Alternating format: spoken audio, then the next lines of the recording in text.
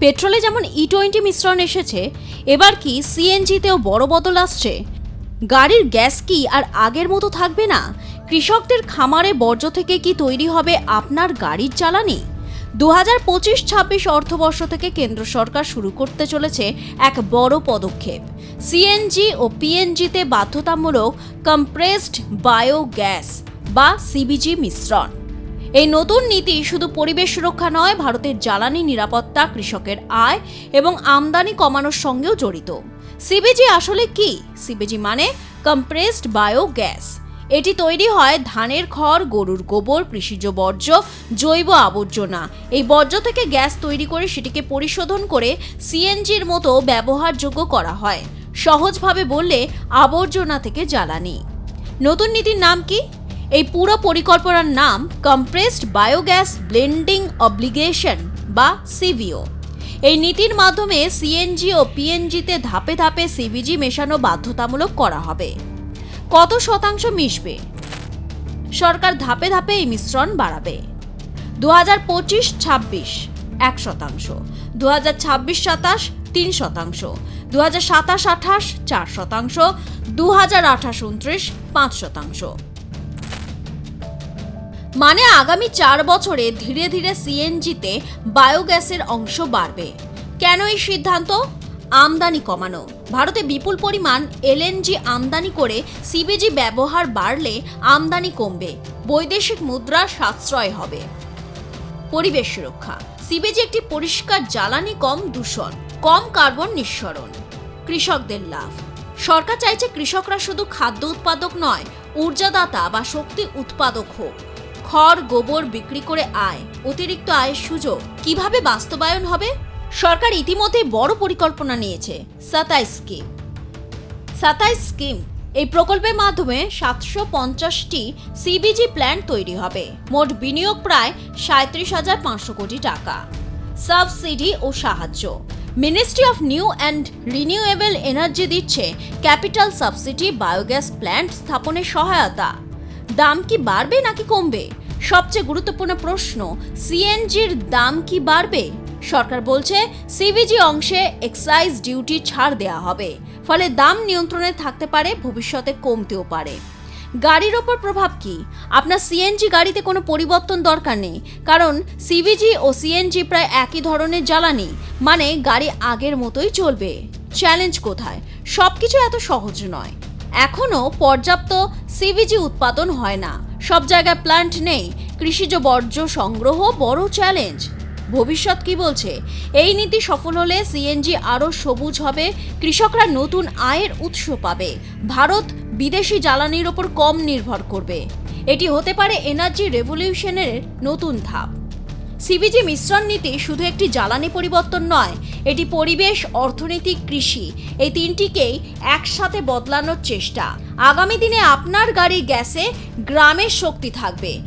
আবর্জনা থেকে তৈরি জ্বালানিই হতে পারে ভবিষ্যতের বড় সমাধান। ব্যুরো রিপোর্ট, আর+ news.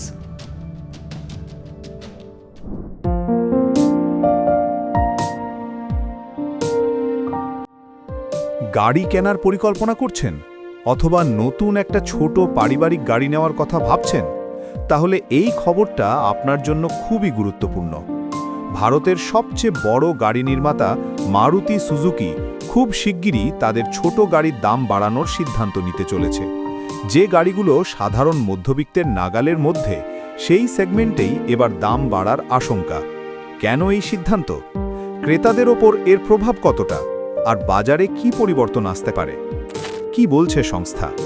Maruti সুজুকির senior officer Partha Banerjee স্পষ্টভাবেই জানিয়েছেন, খুব শিগগিরই তারা দাম বাড়ানোর বিষয়টি রিভিউ করবে এবং সেই বাড়তি খরচ গ্রাহকদের ওপর চাপানো হতে পারে। অর্থাৎ এখনই দাম না বাড়ালেও সামনে দাম বাড়ার সম্ভাবনা খুবই প্রবল। কোন গাড়িগুলোর দাম বাড়তে পারে? এই সিদ্ধান্ত মূলত ছোট গাড়ির ক্ষেত্রে, যেমন Swift, WagonR, Celerio, Baleno, Dzire. এই সেগমেন্টটাই মারুতির সবচেয়ে বড় শক্তি। মার্চ 2026-এ শুধু এই সেগমেন্টেই বিক্রি হয়েছে 83,530টি গাড়ি। পুরো অর্থ বছরে প্রায় 9.2 লাখ ইউনিট বিক্রি। অর্থাৎ এই সেগমেন্টে দাম বাড়লে সরাসরি প্রভাব পড়বে সাধারণ ক্রেতাদের উপর। কেন বাড়তে পারে দাম? এখানেই সবচেয়ে গুরুত্বপূর্ণ প্রশ্ন। হঠাৎ কেন দাম বাড়ানোর কথা ভাবছে কোম্পানি? এর পেছনে রয়েছে কয়েকটি বড় কারণ। 1. কাঁচা মালের খরচ বৃদ্ধি। গাড়ি তৈরির জন্য প্রয়োজন steel, aluminium, electronic chip, plastic component, এই সব কিছুর দাম বেড়েছে। 2. মুদ্রার ওঠানামা। ভারতীয় টাকার মান কমলে আমদানি খরচ বেড়ে যায়, ফলে উৎপাদন খরচও বাড়ে। লজিস্টিক সমস্যা। বিশ্বজুড়ে ট্রেড রুটে সমস্যা, শিপিং খরচ বেড়েছে, ডেলিভারিতে দেরি হচ্ছে। পশ্চিম এশিয়ার যুদ্ধের প্রভাব। সবচেয়ে বড় ফ্যাক্টর হল পশ্চিম এশিয়ার সংঘাত। এই সংঘাতের কারণে তেলের দাম বেড়েছে, পরিবহন খরচ বেড়েছে, সরবরাহ ব্যবস্থা ব্যাহত হয়েছে, ফলে অটোমোবাইল শিল্পে সরাসরি চাপ পড়ছে। চাহিদা কিন্তু এখনও শক্তিশালী। অদ্ভুত বিষয় হল, খরচ বাড়লেও চাহিদা এখনও কমেনি। মারুতির কাছে এখনও প্রায় 1.9 লাখ পেন্ডিং অর্ডার্স, অনেক গাড়ির ওয়েটিং পিরিয়ড প্রায় 1 মাস বা তারও বেশি। অর্থাৎ বাজার এখনও বুয়ান্ট, ক্রেতারা কিনতে আগ্রহী। আগে কেন দাম কমানো হয়েছিল? 2025 সালের সেপ্টেম্বর মাসে জিএসটি 2.0 চালু হওয়ার পর মারুতি দাম কমিয়েছিল।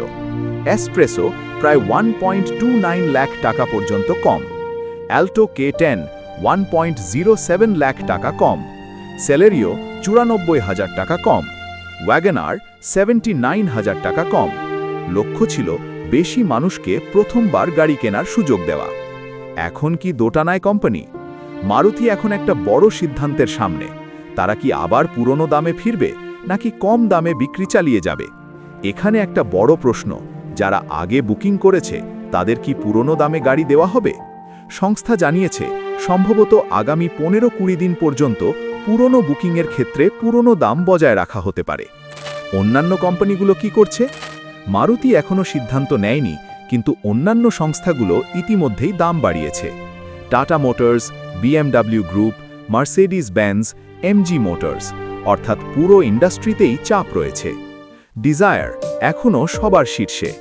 এসইউভির বাজার বাড়লেও মারুতির মারুতি ডিজায়ার FY26-এ দেশের সবচেয়ে বেশি বিক্রি হওয়া গাড়ি। মোট বিক্রি প্রায় 2.3 লাখ ইউনিট। সেডান সেগমেন্টে মারুতির শেয়ার এখন 57.2%। এটা দেখাচ্ছে এখনও সেডানের চাহিদা রয়েছে। ছোট গাড়ির বাজার পুরোপুরি কমেনি। FY26-এ মারুতি সুজুকি কোম্পানির মোট পারফরম্যান্স। মোট বিক্রি 24.23 lakh unit, domestic sales 18.61 lakh, export 4.48 lakh. 2025-এ এক্সপোর্ট 3.95 লাখ, যা 21% বৃদ্ধি। 100-রও বেশি দেশে গাড়ি রপ্তানি। বাজারের ভবিষ্যৎ। FY27-এ প্যাসেঞ্জার ভেহিকল মার্কেট 5% বাড়বে বলে আশা, কিন্তু কাঁচামালের দাম, তেলের দাম, জিওপলিটিক্যাল টেনশন, এগুলোই ভবিষ্যৎ নির্ধারণ করবে। সাধারণ ক্রেতার জন্য এর মানে কি?